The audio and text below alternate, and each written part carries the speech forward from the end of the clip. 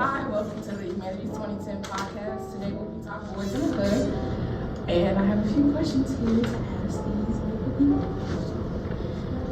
Question number one. Discuss Trey's life at the beginning of the film. What did you think of his relationship with his mother, and did she ever show any sort of love or Trey's life at the beginning of the film, it was very rough. Trey lived in a very bad environment, which reflected his behavior. So he was always getting in trouble in school for his smart mouth. He always fight, which resulted in him being sent to live with his dad. Trey's mom did show a great deal of story love. She really, really loved her son, which is why she sent him to live with his dad. She wanted him to stay out of trouble and not get killed in the streets. She wanted him to become a man, something that she couldn't teach him to be. So he needed a father figure to teach him that and to teach him discipline. That's pretty good. On to the next question. Discuss Trey's life as a child in LA with his dad, period. What do you think of his life versus the lives of Boyz? Okay, so I had to write my thoughts down. I said that Trey's life was quite different when he moved in with his dad. After they get into a fight at his school, his mom sent him to live with his father because she was worried about his future and knew that he would listen to his father. While he was his father in Crenshaw, he reunites with his childhood friends, Doughboy and Ricky. Both boys lived with their mother but have different dads who are not present like Trey's dad is. Their mother shows more love towards Ricky and then Doughboy because she prefers Ricky's dad over Doughboy's. And when the movie fast forwards 7 years later, Doughboy joins the gang, Ricky has a baby with his girlfriend, and then Trey is more of a responsible teen. Okay, so Trey's father, Furious, taught Trey how to be a man without using excessive force or being aggressive. Furious wanted his son to be and do better than him. He didn't want his son to be like his friends in and out of jail and gang and slinging drugs. Trey, Ricky, and Doughboy's life differed. Trey had parents that cared about him and supported him. Ricky and Doughboy's fathers were not in their lives. They had a smoke-out mom who showed a great deal of favoritism towards Ricky. She hated Doughboy for many reasons, maybe because of who his father was. Discuss how Trey and his father bond. Does it seem loving? Why or why not? Hello, I'm Dominic. For this question, I would say their bond is a typical father and son bond. We judge fathers on how they raise their boys because, the idea is a man's supposed to raise his son to be a man. So Trey's father did the best that he could in the circumstances that he was placed in, with him being serving the Vietnam War and seeing a lot of things, and also having to grow up to be a man because he got Trey's mother pregnant at a young age.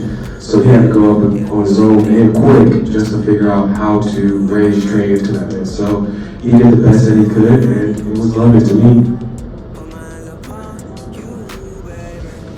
My name's Jocelyn. So actually what I have to say about that is pretty much what you had to say, but I do think that Trey and his father, or at least his father Furious, was definitely almost like an oddity because where where Trey was growing up and stuff, before he was sent to live with his father, it was just this rough neighborhood, all this stuff. And even after he had moved, across the street, all that stuff was still happening, all that stuff was still occurring, and with his dad, he was truly trying to set a different example. He was probably like, yo, this is, you see them across the street, you see how crazy they be? This is not how we're gonna act, this is not how we're gonna do it. I do think that their relationship was definitely something that had to really truly be built because at first, with divorced parents and stuff like that, the other, usually the one you're not living with is the fun parent, is the amazing one, is all this great, grand, beautiful thing. But then it turned around, he was like, oh shoot, I gotta live with this man? Okay, cool. Like, and then he started gaining, you know, they had that existing friendship, but I think it really turned into that familial love and that storge love and stuff like that. Just growing up and stuff, and especially, you know, when he was, you know, lying about, you know, being able to sleep with, you know, his girlfriend and stuff like that, all the great dates, like, he totally knew he was lying, but still didn't say anything, and he truly cared when, you know what I mean, when Rick died, and him trying to step in and be like, yo, like, stop, like, this is not how we're gonna live, this is not, you're not gonna get into, you know what I mean, what I taught you so hard, wholeheartedly about not to do. So I think they truly, just like you said, had a strong bond that a father really does bring to his son and stuff like that. Yeah, I agree. At first, Tregany Fears, they didn't really have much of a connection. Fears had to come to promote Trey to greet him. Fears understood that Trey needed a father figure, and he was going to be the one to teach him how to be a man. Fears tries to get Trey to understand the world by advising him not to join the military and what sex is. Though Fears is a single father and the neighborhood isn't the greatest, he cares for his son a great deal. Tregany Fears had a very tight father-son bond, and due to Fears' intense discipline, mentorship, and watchful eye, Trey developed into an outstanding and serious young man. Discuss Trey's friendships with Doughboy, Ricky, and Chris. Who is the best friend to Trey and why? I'm gonna put a little bit of my input on this, but over the years of Trey growing up, there was a big difference in best friends. Doughboy started to be Trey's best friend because that's who he hung out with whenever he was with his father. But that was only when he was young, as Doughboy was going in and out of prison and was, you know, being this somewhat bad boy, gang affiliated man. And as they started to grow, Ricky started becoming Trey's best friend only because he had way more maturity, and also their parents' father and Ricky's mother. They thought, I guess it might have been best that they were friends only because they actually had good things coming to life. And according to Chris was just someone that just hung out for a while and wasn't really a friend. So and Chris is kind of just unusual. Yeah, I would have to agree with everything that Tregany said. When it comes to Doughboy and Ricky and their friendship with Trey, you can really break it down into two parts. When Trey was a little boy, obviously Doughboy was his best friend. As you see in the movie, the beginning of the movie, when Trey goes with his father, Fears, Doughboy's the first one to greet Trey. They dap up, they say, Doughboy says, you live here now, we can kick it, we can do things together, while Ricky's busy playing football because that was his passion. But as they start to grow up and get their teenage years, and Doughboy, messing around in the streets or messing around with gangs, he got sent to jail, and they ended up him, Trey, and Ricky becoming best friends. I think, like you said, when it comes to Chris was just there. He was kind of like the third wheel of the friendship. But even in the promo or the poster for the movie, you see Trey, Doughboy, and Ricky. Like, those three were best friends. Now, it's your opinion on who's his best friend, but you wouldn't be wrong for assuming that Doughboy or Ricky was his best friend. Any argument could go either way. I just don't think Chris personally was Trey's best friend. I think Chris was more Doughboy's best friend, if that makes sense. Truly in my, I see how y'all say both of them, right, with Doughboy and Ricky. I completely agree with Chris. He kind of was just that odd boat doing his own thing in and out. But I really think, Trey's true best friend, was Ricky. I think they had more moments, more times where they connected with their lives and where they were at, and then especially, in that car scene where they were sitting there talking, and Trey really truly opened up and was kind of in a vulnerable situation where he told Ricky all those, very personal things.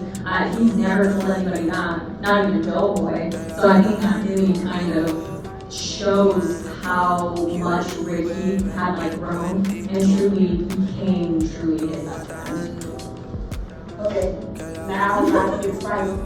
Okay, discuss Brandy and Trey's relationship. Do you think they will develop private love while? I do believe that they will develop practical love, which is more practical love. And after being pulled over by the LAPD and having a gun drawn to his throat by one of the officers, he goes over to Brady's house where he like breaks down, he cries, and she's pretty much there to comfort him. And that's when they, of course, screamy stuff happens. And yeah, so it was more like girls and like what is love at the beginning, like most teenage relationships are. But at the end of the movie, when they go to college, like that just shows that they're like committed to each other. And like it's a lot, I mean, some relationships in college don't, but like just the fact that they wanted to go to Atlanta together and stay close to each other. And plus going through all of their experiences, like where they live is pretty rough too. So definitely I do believe that they're all back in love. Yeah, I agree with everything you said.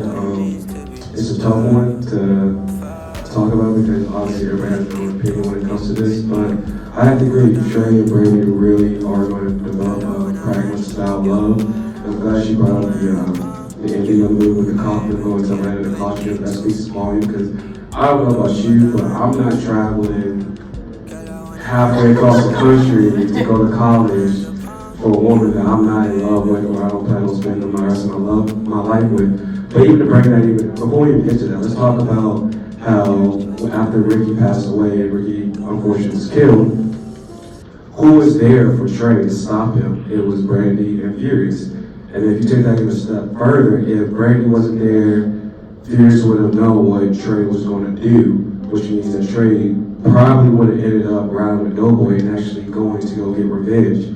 And on top of that, Brandy and Furious made Trey think about what he was doing on the car right there, and Trey got out of the car and was like, you know what, I can't do this. This isn't who I am. I got better things to do.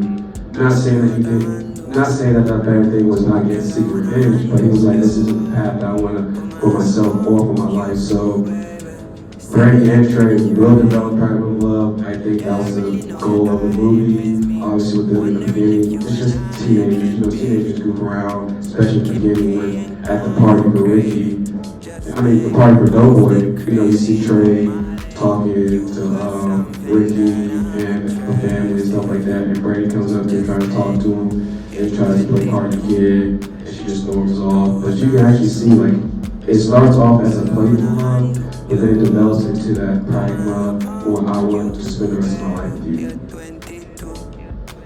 So I think it honestly though, it makes me laugh so much that we all have such different perspectives of this movie, but yet we can all pretty much agree that they really do truly have love. You know what I mean? They're starting with that friendship, like you were saying, that friendship kind of growing into something. And if they truly didn't have love, or if they truly didn't have something, everything that led up to the point where, Trey was in Doughboy's car, he was sitting there and he thought about it all. If he didn't think that he had something to lose, with Brandy, or, even with his dad, not even that, family, you always tend to kind of lean on, even if things get bad, they'll always, they'll always be there for you no matter what, right? But he truly made that decision at that moment that their relationship up to that point was something that he wanted and wanted to continue. So I have to, it's kind of, keep saying it, but I really truly have to agree that I do really think that they would have something that would be pragma love, if not had started already having that pragma love. Yeah, I agree with what everyone said. I feel like now that they both go to school in Atlanta, that would give them more time to develop and explore their relationship. Because at first, their love was very playful, it had great sexual tension. I feel like Trey did just want to get into Brandy pants, maybe to lose his virginity, or just to get out of the way, But I think Brandy was more serious about friends and Trey was serious about Brandy. Like, for example, when she would get on him for not speaking to her for a while, or when she would express to him that she didn't want to have sex until marriage. So I do believe that love will grow into pragma eventually. It's going to take a little time. Oh, yeah, you're on the side. It's spelling it more out in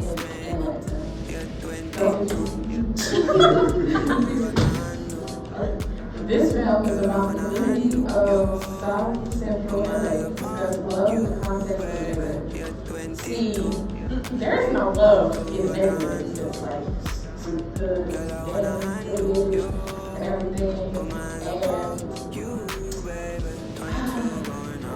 And there's more like a love for like the hood issues and everything like that because if you think like South Central, you think more like the Commonwealth. And, you know, there's a lot of, you know, gangs, killings, all these different types of stuff. And the only way for you to actually engage in more positive change is stay indoors, no drive-bys, and Yeah, I have to agree with the last part that you said. I think there is a type of love, but it's not a type of love that you would want from your partner. It's a toxic type of love. Like, when you grow up in the hood, when you grow up in the streets, all you know is gang life. That's all you know about is, you know, staying loyal to your street, staying loyal to your gang, staying loyal to your boys. If somebody pulls up on you, then you'll grab your boys and you'll go pull back up on them. So I think there is a type of love with it. It's a universal love, but it's a universal toxic love, if that makes sense.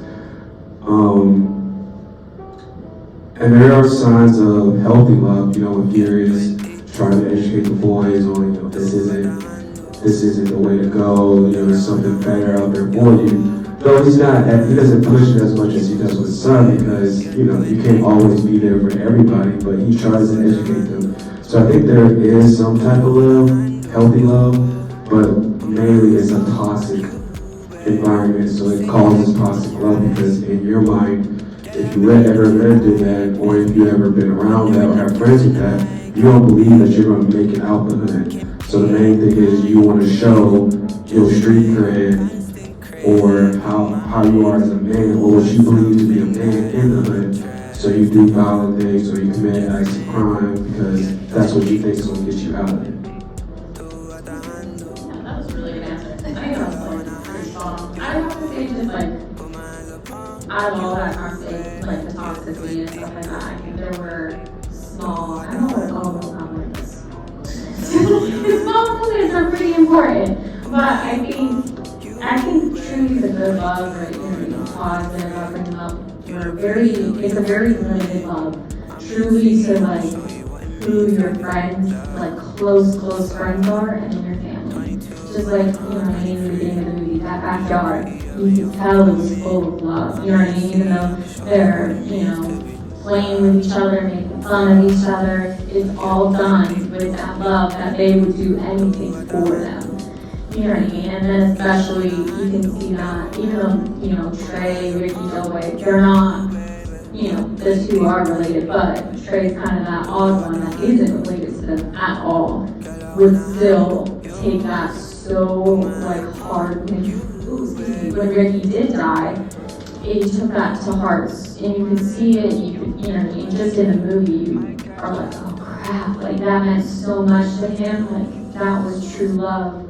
Even, you know, not like weird love, but true love between, you know, brothers of family. But I do have to say, within the community, I think they were battling each other constantly, even when the scene where they were at looking at the billboard, right? And the whole neighborhood come looking out like, what are you doing here? What the heck? And they were like, oh crap, you gotta go kind of thing. If you're not from just around the corner, like you're gonna get a bad reaction. But if you are from around the corner, you know what I mean? Even all of them came out together and were ready to go. I think it just was very limited to just a very small circle. And if you were in that circle, it was just fighting. Yeah, I agree with what you said 100%. Even there are examples of small love. Another example is, you know, Doughboy was selling drugs, and the mom came up trying to buy some, what did Doughboy say? No, go take care of your kids, get out of my face. Like, there's examples of healthy love. It's just when you're in that lifestyle or you're surrounded by that lifestyle, it just sucks you in and you think that you can't get out of it. Any loyalty in the hood is just, that's the only thing that's up. Every time that you're in the hood, there's nothing else focused on like loyalty. Because loyalty puts you in so many situations. Loyalty, of course, dead, injured, hospitalized,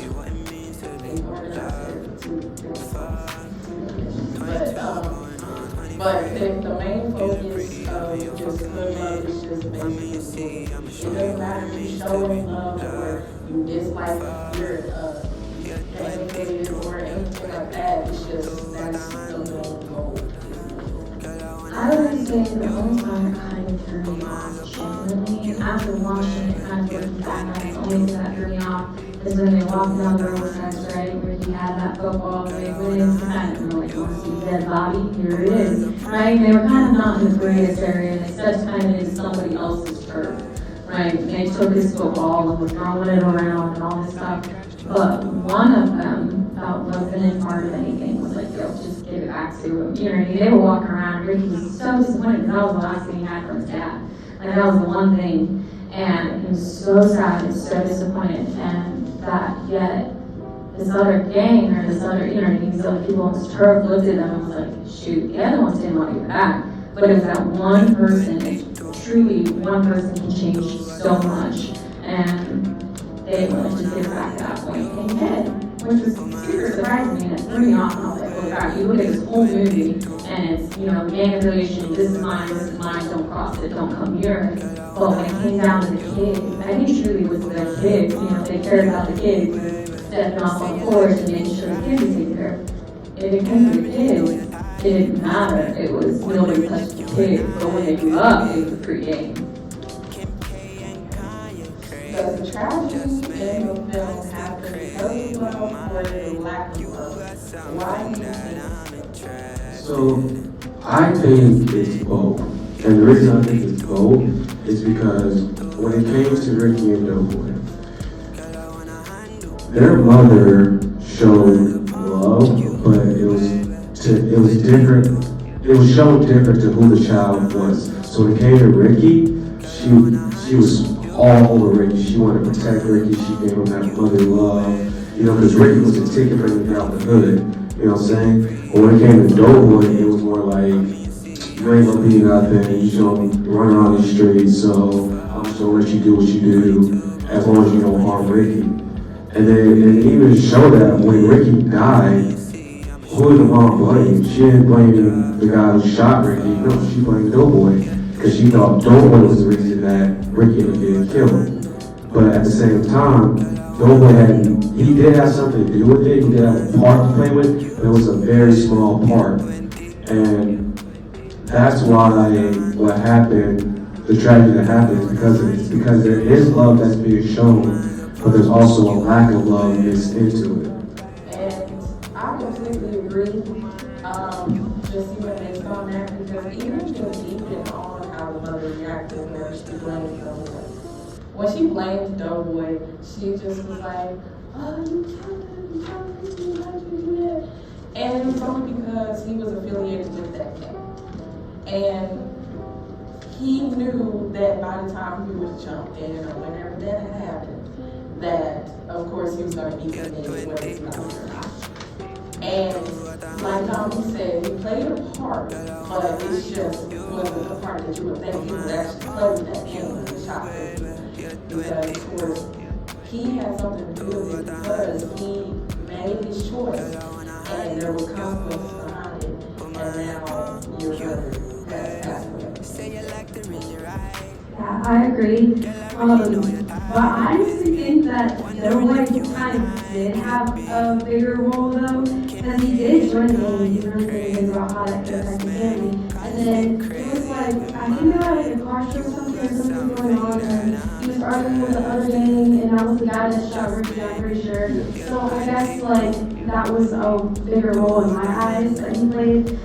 And so obviously there's a lack of love between the guy that actually shot Ricky, like, come on. And then Doughboy and Ricky still have that brotherly bond and still like stuck up for each other through everything. Yeah, don't get us wrong when we say that, you know, there's a lack of love for Doughboy between his mom.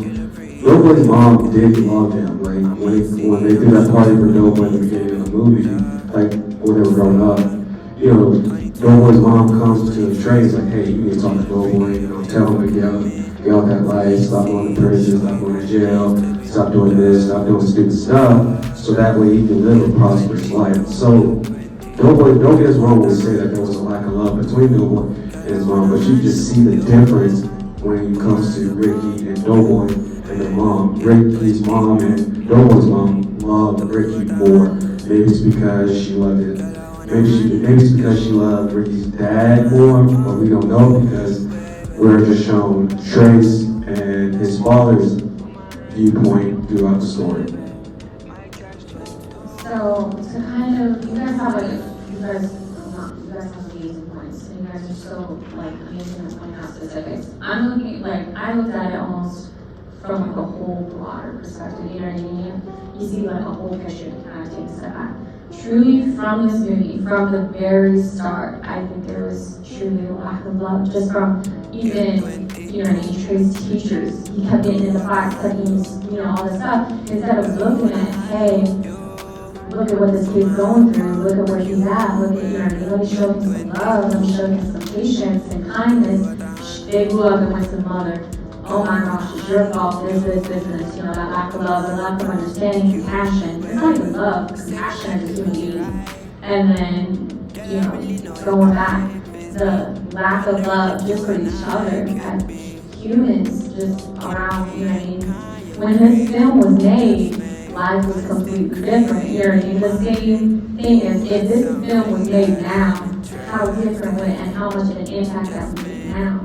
You know what I mean? Truly, this movie, I think, shows what a lack of compassion can be showing to one person to another, how, you know, deteriorating it can be to people, how deteriorating it can be to the community, and how degrading it can be to others, and how the toxic environments of not showing love, compassion, all that stuff can really affect kids, you know what I mean, not just adults, you know, adults try to protect kids from anything humanly possible, and when there's no love, it just messes everything up to that point where then they kind of get used to it, and then they grow up into it, and they know anything but love. So when love is shown, they don't even know how to act, like how you were going back to Randy, you know what I mean? They didn't know how to act, they were like, he just wanted to be butt, like he just wanted it, he just wanted to be in her panties.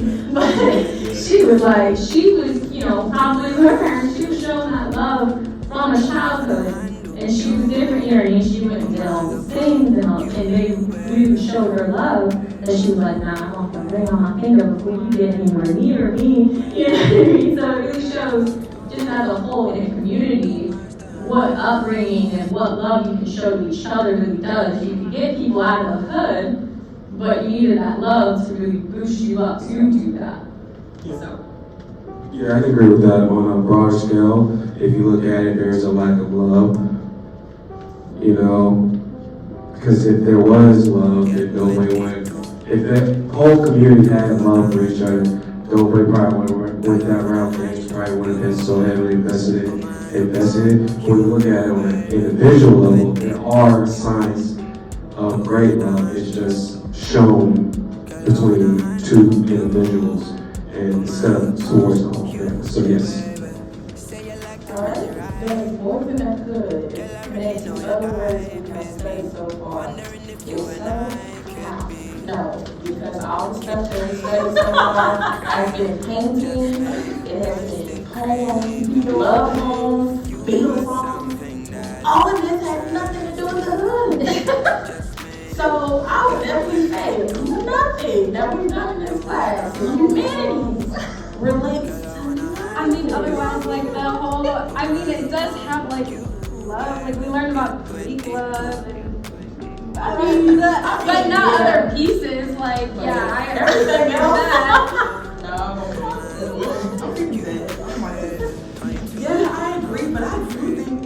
with those two days perform only because of the dad. That's it. Because they both show selfless love towards their sons. That's all. Otherwise, yeah, it really. So, I'm gonna have to disagree. And the reason I say that is when we watch the movie Lion, right? It's about, the movie Lion is about two Indian boys. An Indian boy was trying to find his way back home, right? When we take it to Boyz in the Hood, it's about finding yourself in the hood, figuring out who you want to be. So there's a connection to it, especially when at the end, Doughboy says, they show all these other scenes, all these other places, they call it the jungle, but yet here we are in the jungle. Look at the movie Lion. It was another part of the world. You can call that a jungle. And then also when you talk about Romeo and Juliet, even though I don't personally like the movie, but you can still see the tragedy behind it, like the family, the lack of family love, the family going against fighting each other. You know, the kids wanted to not be a part of that. So when it came to Romeo and Juliet, they fell in love with each other, even though it wasn't the right love, but that was the love that they thought because it was freedom. So you tie that back into Boyz in the Hood, that wanting freedom and being away from it. So I can see both parts, but I just have to say there are examples of it. It's just you have to look at it closely. This man always goes deep. But yeah, I completely agree. I'm not sure. But we need to hear the opposing view. Like, we had to say something and then he had to be like, no, I disagree. But yeah, I really did have to throw that in there. We did not. So, now next question. Should I use more than a head again? Yes. Yes. Easiest question, I think, yes. I think out of everything that we watched and everything that we've done, I think Boyz in the Hood really kind of brought a whole roundness to it, that I think you can find little things of every single kind of love in there, and how they grow and change and kind of develop. I think this movie was probably my favorite out of, it was my favorite that we watched. We can rate them. We can rate it, it'd be number one, and I think everybody would agree. But I do think out of everything, out of all the paintings, the poems, everything, I think this should for sure be used again. So I'm gonna just give a spoiler warning right now, because this is gonna show. Once I give the reason and the spoiler, you'll see why I think Boyz in the Hood should be used again. Boyz in the Hood resonates with everybody, regardless if you live in the hood, regardless if you live, you don't live in poverty, you live in a middle class home. No matter where you live, you can resonate and understand Boyz in the Hood if you truly watch the movie. And that movie speaks volumes because even in, again, spoiler warning, at the end of Snowfall, you see Franklin and Leon. Okay, never mind. At the end of Snowfall, you see parts of the movie being shown. So again, sorry if I spoiled it for anybody.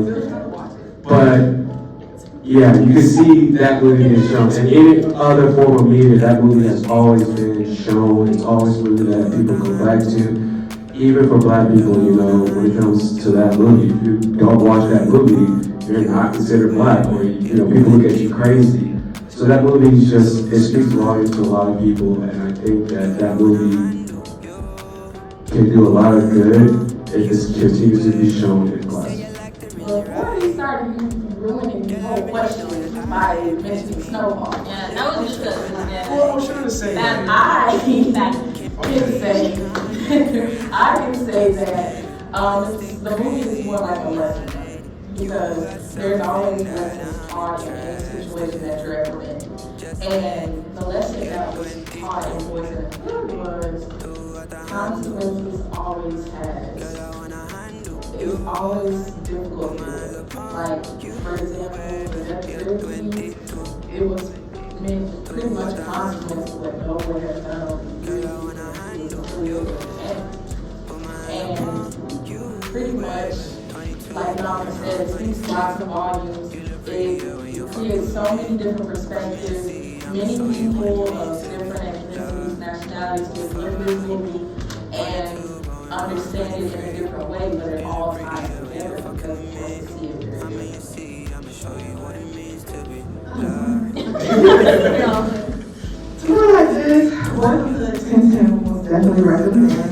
I haven't watched this movie in years, so it brought back like different memories. I grew up in a not so great neighborhood. I can kind of like relate to this a little bit because I like saw different things growing up in my neighborhood. But yes, those are definitely it's a, I don't want to say a learning experience, but a lesson learned. It also has like a variety of great love languages used. So yes, I would recommend it. I'll definitely use it. Wasn't good again. It was one good. That's what we're coming. Okay, so I would also like recommend using this movie again because like a lot of us, especially in Augusta, Georgia, like there's no really like hood, and it shows like what it's like and the tragedy that results from it. And it also, like the movie really makes you get attached to the characters and feel their pain, like especially when Ricky died, like bro, the tears. So yeah. Okay, Josie's question. Last question. What?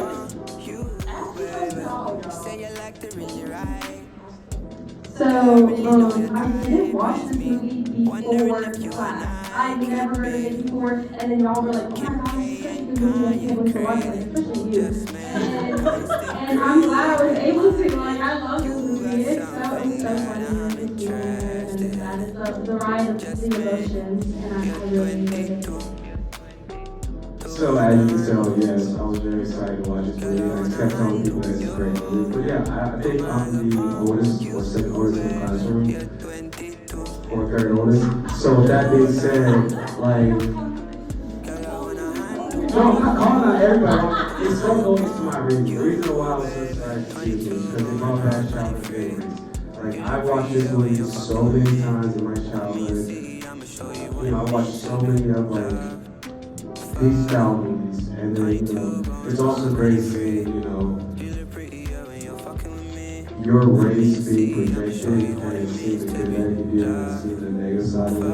So it's really good to like as a young boy or young girl growing up and see the good styles of love, the negative stuff. So I really resonate with this movie and I enjoy this movie. 10 out of 10 movie, and I would recommend it to everybody. I did watch it. I've never seen it before. I've heard about it. I was always putting on my list to watch, but I just happened to be honest with work.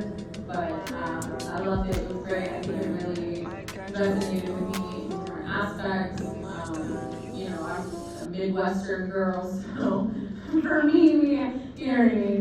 Cowboys, whatever, cool. So this is a little different for me, but definitely with my age, what I did through that kind of stuff, I've been in different aspects, seen different things, and I think it really kind of just made me think of what I had been through and that stuff. So it's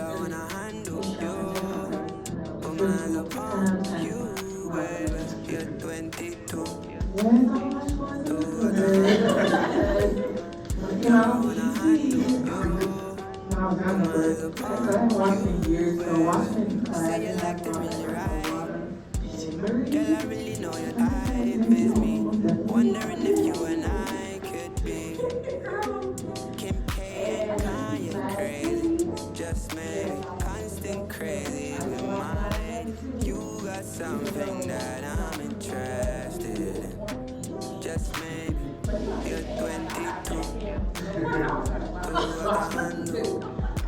But Girl, I wanna handle I would just say that it's a good upon you, baby. You're 22. to go all the movies watched so far. But Girl, I wanna handle you. story. Put my hands upon you, baby. 22 going on 23. You look prettier when you're fucking with me.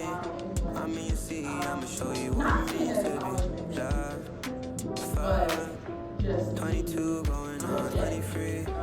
You look prettier when you're fucking with me. I mean, you see, I'ma show you what it means to be loved. You're 22, you're 22. At the handle, girl, I wanna handle you. Put my hands upon you. So that will conclude our podcast. I want to thank everybody for coming to do this with us. And thank you guys for viewing this podcast. There's a touches our hearts and minds. It's a great movie, like you said. It's a hit. Boyz gonna be playing any type of media, whether it be songs or TV shows. It's just a great movie to watch. Thank you guys.